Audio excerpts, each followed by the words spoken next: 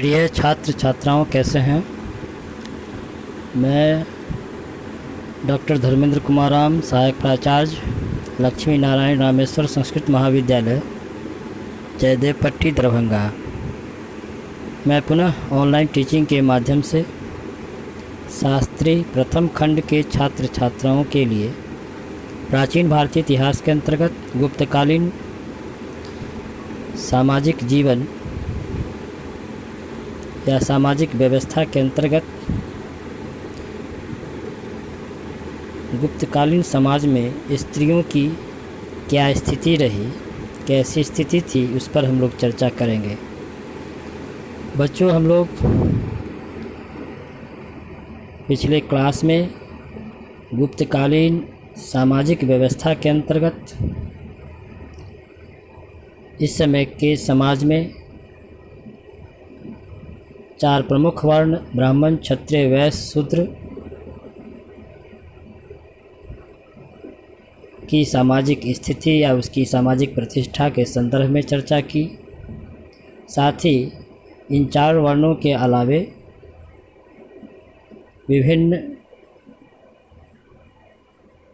अन्य जातियों की चर्चा की। साथ ही कई वर्ण संकर जाति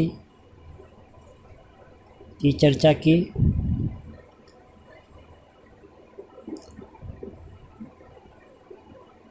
तथा समाज में सबसे निकृष्ट वर्ण माने जाने वाले चांडाल जाति की क्या स्थिति गुप्तकालीन समाज में रही, उसकी चर्चा हम लोग किए। तथा गुप्तकालीन समाज में वैश्यों की क्या श्रेणी थी, वैश्यों की क्या स्थिति रही, दास प्रथा कैसी थी, दास प्रथा का प्रचलन था या नहीं, इन तमाम चीज़ों पर हम लोग चर्चा कर लिए हैं। आज हम लोग गुप्तकालीन सामाजिक व्यवस्था के तहत गुप्तकालीन समाज में स्त्रियों की क्या स्थिति रही, उस पर चर्चा करेंगे। गुप्तकालीन सामाजिक अध्ययन से पता चलता है कि गुप्तकालीन समाज में स्त्रियों का स्थान प्रतिष्ठित था। इस समय प्रायः सजातीय विवाह होते थे, अर्थात अपने जाति के अंदर ही विवाह होते थे। लेकिन यदा कदा कहीं कहीं हमें निम्न वर्ण की कन्या का विवाह उच्च वर्ण के पुरुष के साथ होने का भी हमें प्रमाण मिलता है, और इस तरह के विवाह को इस समय अनुलोम विवाह कहा जाता था। हालांकि ऐसे अनुलोम विवाह अर्थात निम्न वर्ण की कन्या का विवाह उच्च वर्ण के पुरुष से होना, ऐसे अनुलोम विवाह को स्मृति ग्रंथ इजाज़त अथवा मान्यता नहीं देता है।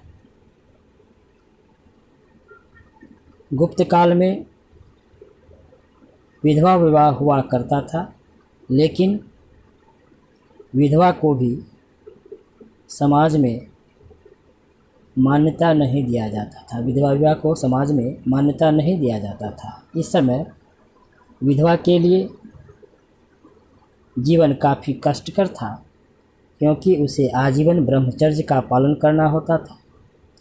कई व्रत, उपवास, तप, दान इत्यादि करने होते थे। इस प्रकार गुप्तकालीन समाज में विधवाओं की दशा या उसकी स्थिति अच्छी नहीं कही जा सकती थी। विधवाओं को कठोर साधना का जीवन व्यतीत करना पड़ता था।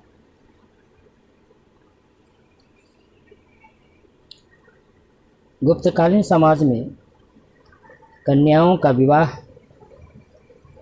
सामान्यतः 12-13 वर्ष की अवस्था में हो जाता था, जिस कारण अब ये कन्याएं उपनयन संस्कार से वंचित हो जाया करती थी। अर्थात गुप्त काल में कम उम्र में विवाह कर देने की या बाल विवाह की प्रथा का प्रचलन था। याज्ञवल्क्य स्मृति कन्या के लिए उपनयन और वेदाध्ययन का निषेध करती है। इस समय सती प्रथा का उल्लेख मिलता है, क्योंकि 510 ईस्वी के भानुगुप्त के एरन अभिलेख से हमें यह जानकारी मिलती है कि गोपराज की मृत्यु के पश्चात उसकी पत्नी सती हो गई थी। लेकिन ऐसा प्रतीत होता है कि यह प्रथा न तो समाज में लोकप्रिय हो पाई थी और न ही इसे कोई शास्त्रीय मान्यता ही मिल सकी थी। गुप्तकालीन समाज के अध्ययन से हमें पता चलता है कि इस समय समाज में वेश्याओं के अस्तित्व का प्रमाण मिलता है, अर्थात वेश्यावृत्ति का प्रचलन था। वेश्यावृत्ति का व्यवसाय इस समय काफ़ी प्रचलित था और इस समय वेश्याओं को गणिका के नाम से जाना जाता था। कामसूत्र में गणिकाओं अथवा वेश्याओं को दिए जाने वाले प्रशिक्षण का विवरण हमें प्राप्त होता है। गुप्तकालीन रचना मुद्रा राक्षस से यह पता चलता है कि गुप्त काल में उत्सवों के समय बड़ी संख्या में वेश्याएं सड़कों पर निकलती थी,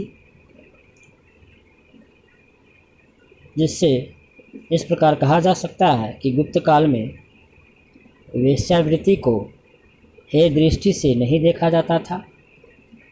वेश्याओं का समाज में प्रतिष्ठा थी। संभ्रांत वर्ग के लोग बेझक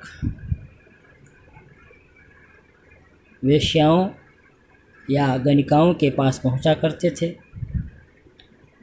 गुप्त काल में मंदिरों में कन्याएं देवदासी के रूप में नृत्य गान करती थी।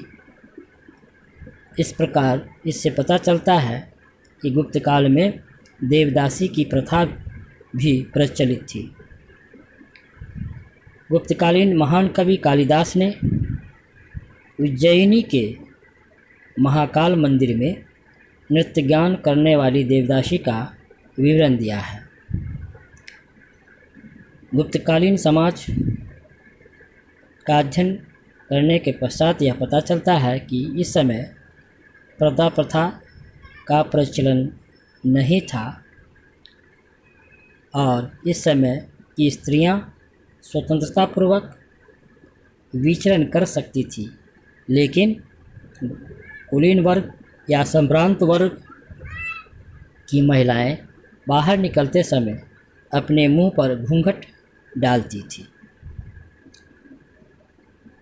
गुप्त काल में स्त्रियों को संपत्ति संबंधी अधिकार प्रदान किए गए थे, क्योंकि हमें गुप्तकालीन स्मृतियों में स्त्री के संपत्ति संबंधी की चर्चा मिलती है और यह अधिकार गुप्त काल में अत्यंत विस्तृत और व्यापक हो गया। इस समय पुत्र के अभाव में पति की संपत्ति पर पत्नी का अधिकार होता था। नारद तथा कात्यायन आदि स्मृतिकार कन्या को भी पिता की संपत्ति का अधिकारिणी मानते हैं। इस प्रकार कहा जा सकता है कि गुप्तकालीन समाज में उच्च वर्ण के लोगों का जीवन काफ़ी सुखी था। इस समय संगीत, नृत्य, नाटक इत्यादि के द्वारा लोग मनोरंजन किया करते थे। युवकों को प्रणय कला की शिक्षा दी जाती थी, लेकिन यही स्थिति समाज के निम्न वर्गों के नहीं थी। गुप्तकाल में निम्न वर्गों की सामाजिक स्थिति काफ़ी दयनीय थी।